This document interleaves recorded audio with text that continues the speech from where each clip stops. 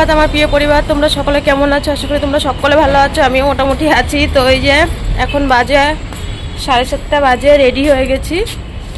বাসি নাইটি ধুয়ে ধুয়ে আর কি মেলে দিলাম, আস্তে আস্তে শুকিয়ে যাবে, যেই রোদের তেজ। ওই দিকটাতে দিই। তো এখন মানু ওইদিকে রেডি হয়ে বসে আছে। আমি বললাম দাঁড়া, আমি বাসি নাইটিটা মেলে দিয়ে আসি, কারণ আমাদের বাড়িতেও যেমন কোথাও গেলেও আর একটাই এই নাইটিটা এখানেই থাকে। তো আমি তারা আমি আগে বাসি নাইটি ঘরে, মানে বাড়িতেও তাই এখানেও তাই থাকলে কেমন লাগে। আর কি গরম গো, সারা রাত ঘুম হয় না। তো ভিডিওটা কন্টিনিউ দেখতে থাকো, আশা করি ভালো লাগবে। চলো হসপিটালের দিকে রওনা হই। ওর বাপি মানু সব রেডি। তো আমরা তো বেরিয়ে গেলাম। কালকে মানুর বাপি রাত্রির বেলায়, যেহেতু আজকে আমাদের অনেক সকাল সকাল বেরোতে হবে, কারণ দিনটা তো শনিবার আর তাড়াতাড়ি যেতে বলেছে। কালকে সব কাজ কমপ্লিট করে থুয়ে এসছি, বিল টিল পেমেন্ট করেই থুয়ে এসছি, শুধু আজকে গিয়ে মানে আমাদের কাজগুলো করতে হবে। তো সকালবেলা আমরা ডিম সিদ্ধ আর চা খেয়েছিলাম, লিকার চা। আর মানুকে এই যে একটা ডাব কিনে দিলাম, আমি মানুকেই দিই। আমি ওর বাপি বলে যে তুমি খাও, আমি বলি না খাবো না। সেই 30 টাকা 40 টাকা থাকলে আমার মানু আবার, আজকে তো তোমরা জানো শরীর থেকে রক্ত বের করলে জুস দিতে হয় ঘন ঘন, আর বেশি পরিমাণে জল দিতে হয় সারাটা দিন। যারা ব্লাড ডোনেট করো তারা জানো, আমি তো করেছি অনেকবার ব্লাড ডোনেট, তো আমি ভালো করেই জানি। আমি মানুর বাপি আমরা দুজনেই করেছি। তো ভিতরে ঢুকেই সোজা চলে যাব এখন 5 তলায় ডে কেয়ারে। তো এই যে ডে কেয়ারে চলে আসলাম, মানে লিফটে। তো আজকে শনিবার, হসপিটালে ভিড়টা খুবই কম আছে, তোমরা বাসের লাইনেও দেখেছো। সকালবেলা অত সকাল সকালেই তাই বাসের লাইনে কম ভিড়, আর বিশেষ করে ভোটের কারণে মনে হয়, ভোটের কারণে পেশেন্টেরও চাপটা একটু কম আছে অন্যবারের তুলনায়। তো এসেই আমরা ওই লিফটটা দিয়ে এসেছি, এই সামনের লিফটটা দিয়ে আসলে ভালো হতো। তো যাই হোক, এখান থেকে আসলে একটু হেঁটে আসতে হয়। তো ডে কেয়ারে গিয়ে প্রথমেই ভ্যাকসিনের ওখানে, যে আগে রক্ত বের করবে না আগে ভ্যাকসিন দেবে, আগে রক্তই বের করে। তো এই যে মানুর বাপি, এখানে একটা ছেলে নার্স, ওই যে দেখতে পাচ্ছ, মানুকে দেখে চিনতে পেরেছে। প্রথম রক্ত বের করেছিল ওই নার্সটাই, ছেলে নার্স আর কি। তো মানুর বাপি আর আমি যাচ্ছি ভ্যাকসিন আনতে। ভ্যাকসিনটা আর কি ফ্রিজে রেখে দেবো, তারপরে শরীর থেকে রক্ত বের করবে। বের করার পরে তারপরে ওই ভ্যাকসিনটা দেবে, কারণ আগে ভ্যাকসিন দেবে না, রক্তটা বের করবে, পরে দিলেই ভালো কাজ করবে। তো মানুকে ওখানে বসিয়ে থুয়ে এসছি। এখানে আমরা নিতে এসছি ভ্যাকসিন, তারপরে কালকে তো কোনো ওষুধ নেওয়া হয়নি, মানুষ ডেসিরক্স, মুখের মানে গায়ে মাখার ক্রিম কিছুই নেওয়া হয়নি। তো আজকে একবারেই সবটা নিয়ে নেব। তো এখানে দেখো মানুর বাপি ওষুধ নিল, কিন্তু বলছে যে ভ্যাকসিনটা যতক্ষণ না ডক্টর হচ্ছে জেনারেল ডাক্তার, এবার বিক্রম স্যার তো বলে দিয়েছে, তারপরে তো কাজ হবে জেনারেল ডাক্তারের। তো কম্পিউটারে ঢালেনি, ভ্যাকসিন দিতেও পারছে না। তো সোশ্যাল ওয়ার্কের এই যে 16 নম্বরের এই ম্যামরা কতটা আমাদের উপকার করেছে তোমরা জানো। যখন টাটাতে সব জায়গায় অ্যাপ্লাই করেছি, সোশ্যাল ওয়ার্কের 10 নম্বরের ঘরের ম্যামের সাথে মানুর বাপি সবটা বললো, আবার এখানে নিয়ে আসলো। নিয়ে আসার পরে জেনারেল ডাক্তারকে আবার এই ম্যামই ফোন করলো, এই সোশ্যাল ওয়ার্কের ম্যাম। মানে আমরা সত্যি প্রচণ্ড পরিমাণে সিএমসির তরফ থেকে আমরা হেল্প পেয়েছি, যে যেরকমভাবে আমাদেরকে করেছে, মানে পয়সার দিক দিয়ে না, সহযোগিতার দিক দিয়ে হেল্প, যেমন তোমরা সহযোগিতার দিক দিয়ে হেল্প করেছো সেরকমভাবেই। তো এখানে আবার মানুর বাপি এখানে এসেছিল, আসার পরে ডাক্তার মানে বলল যে ডাক্তার কম্পিউটারে ঢাললো, তার মধ্যে আমরা আমাদের কাজ করতে থাকি। মানুর বাপিকে বললাম ঠিক আছে, ভ্যাকসিনটা মানে লেট হলেও আমাদের অসুবিধা নেই, উনি ঢালো। তারপর ঢেলে দিয়েছিল, সঙ্গে সঙ্গে কম্পিউটারে লিখে দিয়েছিল, কম্পিউটারে যতক্ষণ না কোনো ওষুধ লিখবে ততক্ষণ কিন্তু এখানে হবে না। তো এই যে মানে তোমাদেরকে বলেছিলাম না যে এই ছেলে নার্সটা মানে এত ভালো বলে বোঝাতে পারবো না। তো এখানে আমরা মানুকে বসিয়ে রেখেছিলাম, তারপরে এখান থেকে ছেলে নার্সটাই মানুকে রক্ত দেওয়ার, মানে এইটা তো পুরো ডে কেয়ার, যারা আমরা সিএমসিতে আসি, এখানে কেমোথেরাপি, তারপরে মানুদের যখন বুকে চ্যানেল করা ছিল তখন এখানেই ডে কেয়ারে ড্রেসিং করতো, সব কিছুই ডে কেয়ারে দেখতে, রক্ত নিত। হ্যাঁ, আমার পুরনো ভিডিওগুলো যদি তোমরা দেখো, তো মানুকে এখন শরীর থেকে রক্ত বের করবে। তো আজকে যেহেতু ওর হিমোগ্লোবিনটা বেশি ছিল, তো সেই হিসাবে আজকে ওকে 200 ml রক্ত বের করবে। তো আগে যে 3 বার 150 ml রক্ত বের করেছিল, টাটাতে একবার আর এখানে দুবার। তো এই নার্সটা বলছে যে ফার্স্ট টাইম, তো মানু বলছে না সবার প্রথম মানে আপনিই বের করেছিলেন। তা বলছে তাই? তারপরে বললো হ্যাঁ। তারপরে বললো আমি টাটা মেমোরিয়ালে একবার বের করেছি। বলল কিভাবে নেয়, কিভাবে কি করে। তখন বলল যে ওখানে না মানে ছোট সুই দেয়, লেট হয়, আর এখানে বড় সুই দেয়। তো এখানে আমি অল্প একটু ভিডিও করেছিলাম, ভিতরে ছিলাম, মানুর বাপি ওইদিকে বাইরে মানে আর কি হসপিটালেরই কাজ ছিল, ওই কাজগুলো মিটাচ্ছিল, আমি এখানে ছিলাম। তারপরে আমাকেও রীতিমতন বলল বেরিয়ে যেতে, বলল মাম্মাকে মানে মাকে কি খুবই দরকার জরুরি? তো মানু বলল তাহলে মা তুমি বাইরে যাও, আমি এখানেই থাকি। তো এই দেখো সত্যি ভগবান আমাদের সেই যে কষ্ট যন্ত্রণা সেটাই থেকে গেল, কিন্তু সুখবরটা তোমাদেরকে দিতে পেরেছি, এটাই হচ্ছে সবথেকে বড় খবর। আমি মানে মানুর বিএমটি হয়েছে 17 মাস, আমি আগের দিন 19 মাস বলে ফেলেছিলাম, তো 17 মাস হয়েছে বিএমটি। তো 17 মাস পরে তোমাদেরকে একটা সুখবর দিতে পেরেছি, এটাই সবথেকে মানে বলে বোঝাতে পারবো না।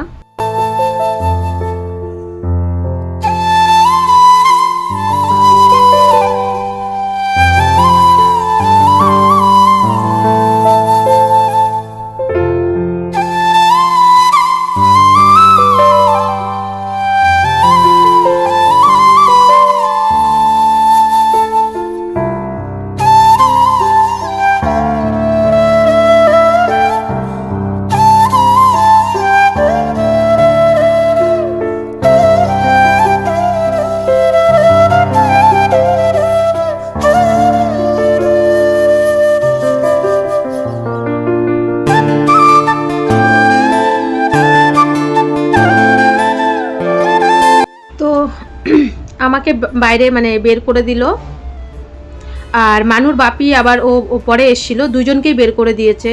তো দেখো সেই আমাদের সুইয়ের ঘাই খেতেই হচ্ছে, যখন প্রত্যেক মাসে 3 বার 4 বার রক্ত নিয়েছে। যেহেতু মানু বিটা থ্যালাসেমিয়া মেজর তোমরা জানো, আমি কোনো ভালো নার্সিংহোমে ব্লাড দিতে পারিনি, সরকারি হসপিটালেই দিয়েছি।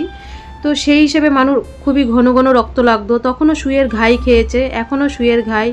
তো প্রভু যখন 15 বছর কষ্ট আমাদেরকে দিয়েছে, আশা করি প্রভু তোমাদের সকল মায়ের আশীর্বাদে আমাদের আর একটা বছর, হয়তো এই নিয়ে 4 বার রক্ত বের করা হলো, আর হয়তো 8 বার 9 বার, ঠাকুর একটা বছরের মধ্যে যেন সব কষ্ট দূর করে দেয়। তো আমাকে বের করে দিয়েছে, এই যে রক্তর ম্যাশিংয়ে তো ওখানে থাকেই, তোমরা তো জানোই সবটাই, যারা আমরা ডোনেট করি আমরা সব কিছুই জানি।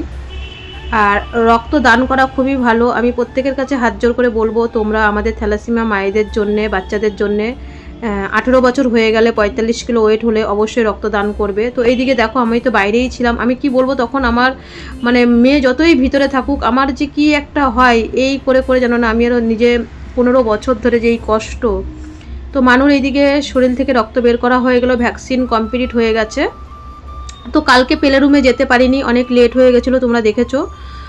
মানু বলল, আমি বললাম লিফট দিয়ে চল, 5 তলার থেকে 6 তলায় যাবো। ও বললো না আমি লিফট ব্যবহার করব না, কারণ ও বিক্রম স্যারকে দেখে যে লিফট ব্যবহার করে না, ও বলে আমিও করব না, আমাকে অনেক কঠিন হতে হবে, শক্ত হতে হবে। তো চলো আমি পেলে রুমে মানে দেখা করতে যাব ম্যাডামের সাথে।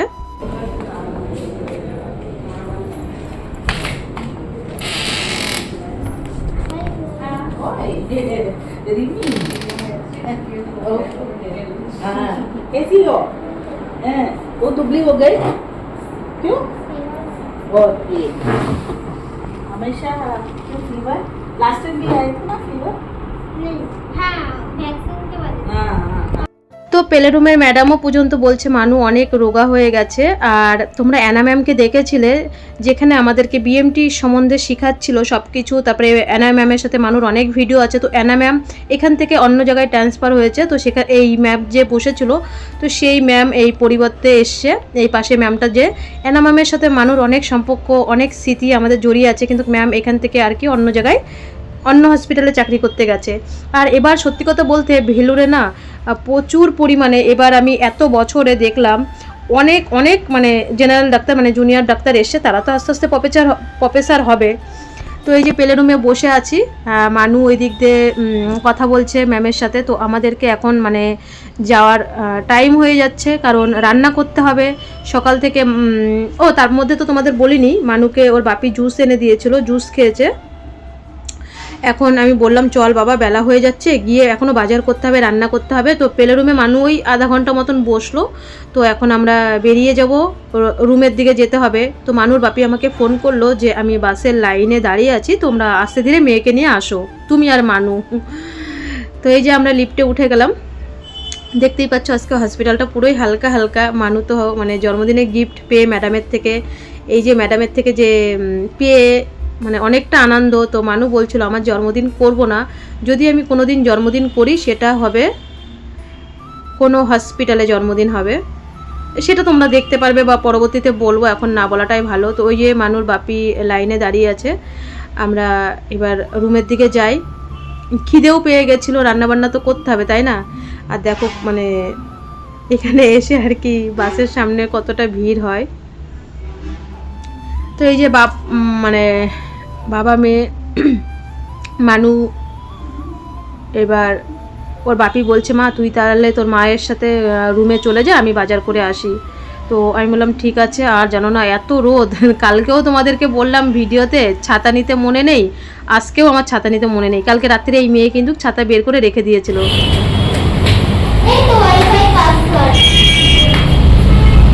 তো বন্ধুরা বিশাল রোদ, বিশাল গরম, মানে বুকে ধরপর ধরপর করছে, খিদেও পেয়ে গেছে। এই হসপিটাল থেকে আসলাম, মানুর বাপি গেছে বাজার করতে। আমি বললাম এই রোদের মধ্যে, ও হ্যাঁ মাস্ক ফেলে দাও। হ্যাঁ মাস্ক কিনবো, আজকেই কিনবো। হ্যাঁ 1-2 বাক্স কিনে নেবো। তো আমি বললাম আমরা রুমে যাই, তারপরে তুমি বাজার করে নিয়ে আসো, রান্না করবো। তো কালকে আমরা মাছ খেয়েছিলাম, তো আগের দিনও এসে মাংস খেয়েছি, আজকেও মানুর বাপি এই দেখো মাংস নিয়ে এসছে। আমাদের বাড়িতে নাকি মানে আমাদের কলকাতাতে আমি শুনলাম 280 টাকা করে, মানে রানী ফোন করেছিল, তো রানী বলছিল যে 280 টাকা করে নাকি মাংসর কিলো, কিন্তু এখানে না 230 টাকা করে। তো মানুর বাপি মাংস নিয়ে এসেছিলো, ওই 1 কিলো মতন মাংস নিয়ে এসেছিলো, কারণ মানু একটু পোলট্রির মাংস খেতে ভালোবাসে, যদিও এখন গরমের মধ্যে খাওয়াটা ঠিক না, তবুও বেশি করে এনেছিল যে রান্না করে রেখেছি কষা কষা করে তুই খা।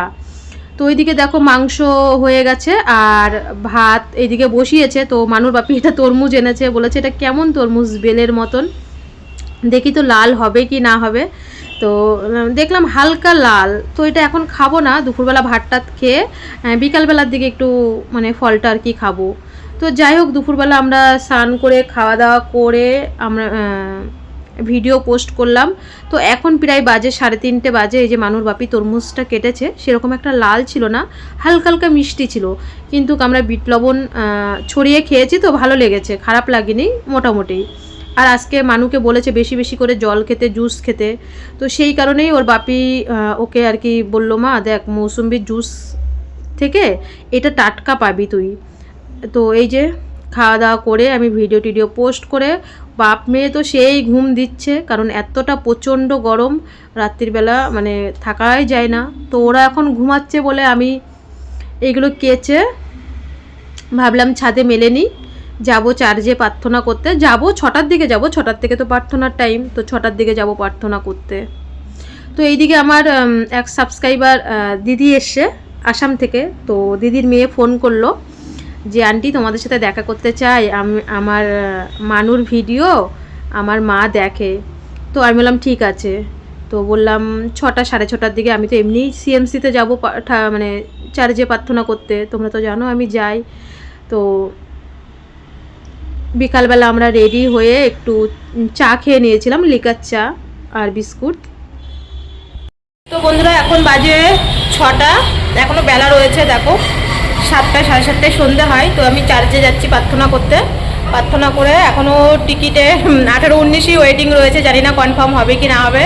সেই 2 মাস আগে কেটে গেছিলাম, তাও কনফার্ম হচ্ছে না, জানি না হবে কি না হবে। রাত্রের মধ্যেই মেসেজ চলে আসবে, যেহেতু কালকে দুপুর 2টো মানে 10টায় ছাড়ে তোমার ব্যাঙ্গালোরের থেকে, আর এখানে আসে 2:20-তে।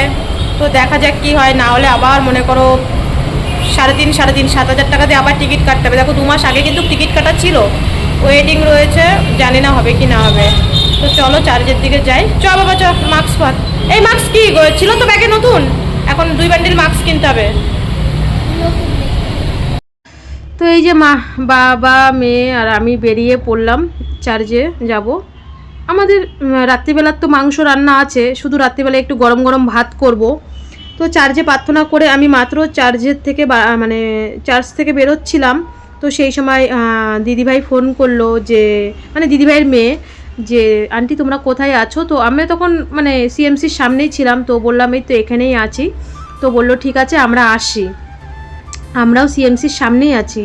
তো আমাদের মেন গেটের সামনেই ওদের সাথে দেখা হয়ে গেল। মানে কি বলবো, ওরা যে আমার ভিডিও দেখে, এত ভালোবাসো তোমরা। যদিও আমার চ্যানেলটা খুবই সামান্য, মানে কি বলবো, একটুখানি নোকের এক কোনাও না আমার চ্যানেলটা, কিন্তু এত ভালোবাসা। মানুষজনে ক্যাডবেরি এনেছিল, ভিডিও আজকে দেখবে। ওরা আমাদের সাথে ফটো তুললো। তারপরে অলরেডি এই দিদির মেয়ে 12 ক্লাসে পড়ে, অলরেডি ইনস্টাগ্রামে দেখলাম স্টোরি দিয়েছে মানুকে নিয়ে, খুবই ভালো লাগলো। এই যে এতটা ভালোবাসা তোমাদের পাবো, ওরা আমার ভিডিওটা আজকে হয়তো দেখবে।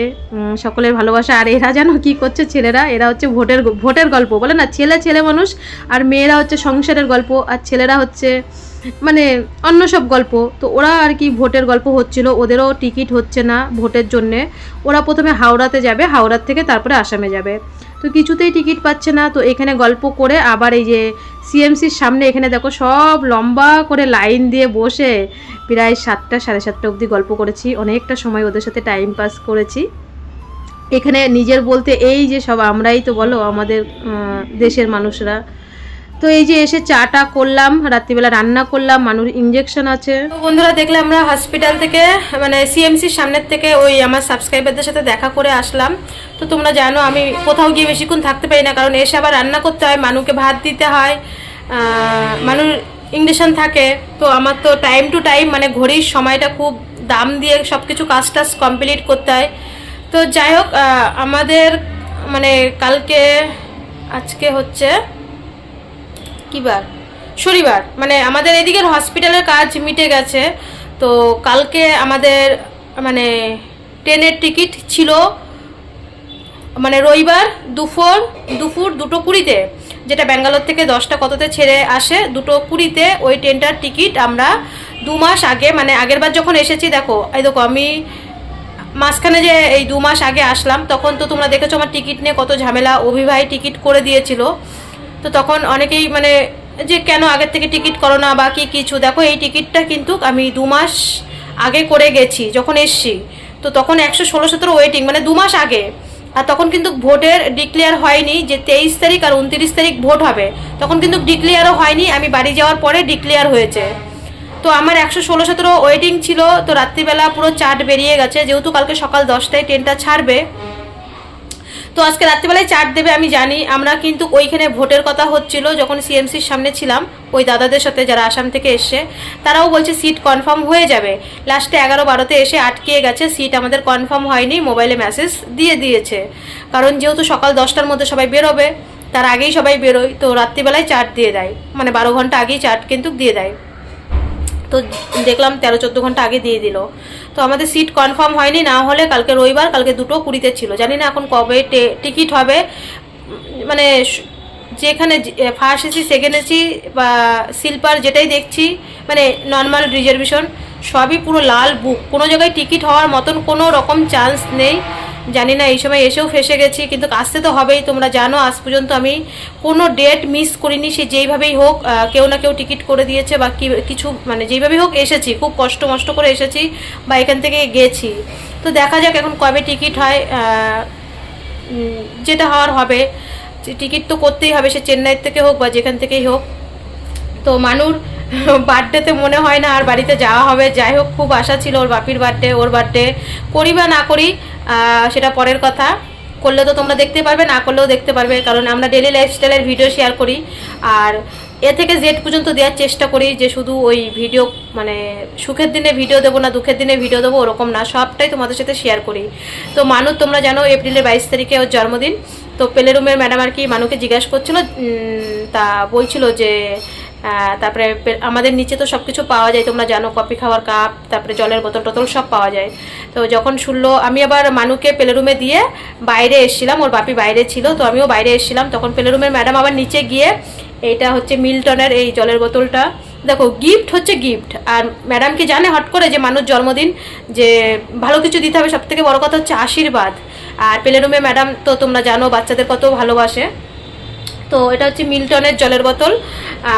ম্যাডাম আবার নিচে গিয়ে আমাদের দেখবে নিচে যেখানে যারা সিএমসিতে আসো একটা বইয়ের দোকান আছে, মানে বই টই তোমরা আমার ভিডিওতে অনেক দেখেছো, 25শে ডিসেম্বরে ওইখানে অনেক গিফট পাওয়া যায়। তারপরে পাশেই হচ্ছে মানে খাওয়া দাওয়ার একটা হোটেল মতন আছে সিএমসির গ্রাউন্ড ফ্লোরে। তো গ্রাউন্ড ফ্লোরের থেকে ম্যাডাম আবার নিচে নেমে মানুষজন এই জলের বোতলটা কিনে এনেছে। মানুষ ভীষণ খুশি, যে আমি ভাবতেই পারিনি প্লে রুমের ম্যাডাম মানে হসপিটালের কেউ আমার জন্মদিনে গিফট দেবে। ভীষণ একটা মানে অনেক বড় উপহার এটা আমাদের কাছে, উপহার না আমাদের কাছে হচ্ছে আশীর্বাদ, যে প্লে রুমের ম্যাডামের থেকে জন্মদিনের বার্থডেতে কিছু পাওয়া। তো এটাই হচ্ছে কথা, মানে মানুষ ভীষণ খুশি হয়েছে মা আমার জন্মদিনের আগেই। আর ম্যাডাম দেখো আমরা তো হসপিটালে এসেছি, ম্যাডামের কোন দরকার যে কিছু দিতে হবে গিফট মানুষকে বার্থডেতে কিছু দিতে হবে, এর কোনো মানে নেই। আমরা তো হসপিটালে এসেছি তাই না, সব পেশেন্ট যেমন আমরাও সেমনই, সবই সমান। এখানে এখানে যে যত বড় মন্ত্রী আসুক এমএলএ আসুক সবার ঘড়ির কাঁটায় কাঁটায় একই রকম, একইভাবে দেখে সবাইকে। এই হচ্ছে মানে বাইরের এদিকের মানে ডাক্তারদের সব জায়গার কথাই বলবো, বেশিরভাগই আমি দেখেছি এখানে এমএলএ এমপি বলে কোনো জিনিস নেই, সবাইকেই অ্যাপয়েন্টমেন্ট নিতে হবে আর সবাইকে সেমভাবেই দেখবে। যখন নাম ধরে ডাকবে যে ওই আমার লোক আছে বলে আগে দেখবে, আমার লোক আছে বলে পরে দেখবে, ওইসব নিয়ম নেই। তো সকলে ভালো থেকো, সুস্থ থেকো, দেখা হচ্ছে আগামী পর্বে। আর ঠাকুর করে ঠাকুর যেন রাতটা ভালো কাটে, যে ভ্যাকসিন দেওয়ার পরে তারপরে রক্ত শরীরের থেকে বের করলো, আজকে শরীরটা খুবই দুর্বল থাকবে। আমরা যারা ডোনেট করি ব্লাড সবাই জানি। তো ভ্যাকসিন দিয়েছে, জ্বরের ওষুধ সব এনে রেখেছি, কমপ্লিট করে রেখেছি, এখনও পর্যন্ত তো ঠিক আছে। প্রভুর আশীর্বাদে, তোমাদের সকলের আশীর্বাদ। আর তোমরা যে সকলে ফোন করছো কালকে মানে আজকে যে ভিডিওটা ছেড়েছি, তোমরা যে সকলে মানে ফোন করছো মেসেজ করছো, সত্যি এটা তোমাদের সব থেকে বড় কথা হচ্ছে আমার খুশি না, এটা তোমাদেরও খুশি যে আমরা রিমির জন্য টাকা দিয়েছি, রিমির জন্য প্রার্থনা করেছি, সেটা সাকসেসফুল হয়েছে।